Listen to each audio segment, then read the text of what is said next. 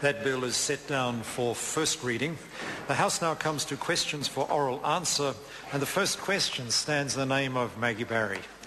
Mr Speaker, my question is to the Minister of Finance. What reports has the Minister received on government debt, please? The Honourable Bill English. Mr Speaker, net government debt has increased from $6 billion in 2008 to $50 billion at the end of 2011 and is forecast to grow another $25 billion to $75 billion at its peak in 5 years' time. The government is confident that its plans to stop debt rising and start reducing it will mean that government net debt will peak at $75 billion and start falling. Mr Speaker, supplementary. What steps has the government taken to responsibly manage its finances and reduce the build-up in debt? The Honourable Bill English. Well, Mr Speaker, given the scale of increase in government's net debt, it's important that we take decisive steps to slow the rate of increase and stop it increasing. We've committed to a faster return to surplus in 2014-15 so we can stop the increase in public debt, reprioritise $9 billion of spending over the last 3 budgets, and committed to selling minority stakes in some SOEs, which will raise between $5 and $7 billion over the next 3 to 5 years, so we don't have to drive that government debt even higher than its $75 billion peak. Supplementary, Maggie Mr Barry. Speaker. Why is it important to keep government debt under control? The Honourable Bill English. Well, Mr Speaker, Order. Mr Speaker. Order, I apologise. Order, I apologise, Minister, but I do want to hear the answer. I'm sure the House does. The Honourable Bill English. Order. Well, Mr Speaker, you only need to watch TV any night of the week currently to see the impacts of excessive debt on some of our communities. The best reason to get on top of debt is to protect our most vulnerable, because our most vulnerable are most dependent on sustained support from the government, and governments with too much debt can't sustain support for our most vulnerable. Mr Speaker. The Right Honourable Winston Peters. Given that the Minister's service has, in his time as tenure as Minister of Finance, has led to these unparalleled disastrous results. Now, we had a surplus, son. We had a surplus. Order. Remember? Order. The member will resume his seat. Yeah, thank you. And I'm on my feet. I say to all members. But I should point out to the right honourable gentleman that inserting his opinion into questions is not actually within the standing orders.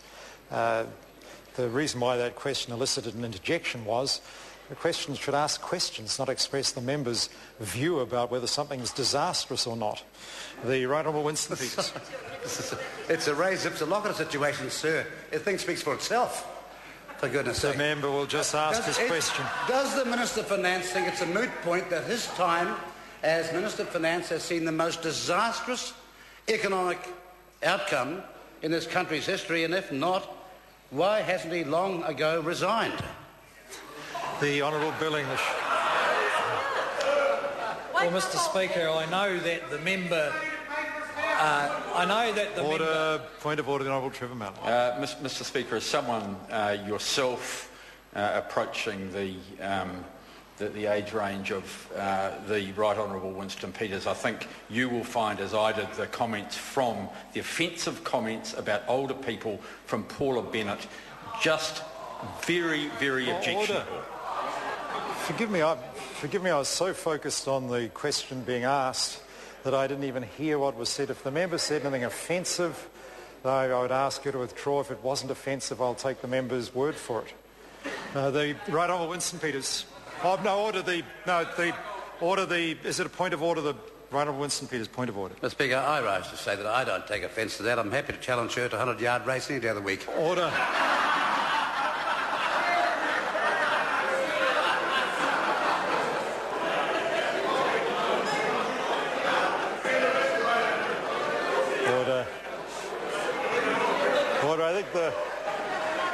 the House should just take a deep breath and order.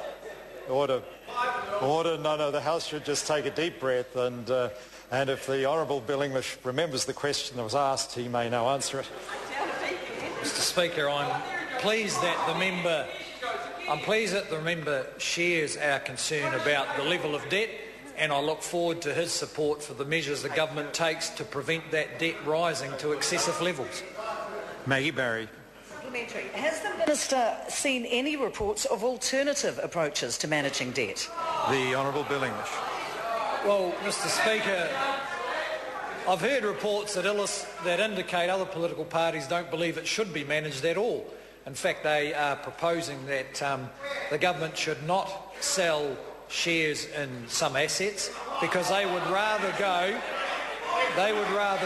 to volatile international financial markets and borrow billions more, paying interest to overseas lenders rather than dividends to New Zealanders. The Honourable David Parker. Did the Minister say following his election in 2008, I quote, "In New Zealand we have room to move. This is the rainy day government has been saving for." And when he said that, had he inherited in New Zealand amongst the lowest government debt in the OECD? The Honourable Bill English. Mr. Speaker, the problem with what we inherited was that that level of debt was unsustainable because government expenditure was rising very rapidly. Order. The member's question asked quite a specific first part of the question. Admittedly, there were two parts to the question, but it would be helpful if the answer really addressed at least one part of the question. If the Minister didn't hear the question, I invite the Honourable David Parker to repeat it. Mr. Speaker, did the Minister say following his election in 2008, I quote, "In New Zealand we have room to move. This is the rainy day government has been saving for," end quote. And when he said that, had he inherited in New Zealand amongst the lowest government debt in the OECD? The Honourable Bill English. Mr. Speaker, yes, I did say that, and that's why I'm surprised. That's why I'm surprised that the new version of the Labour Party has no particular concern about debt at all.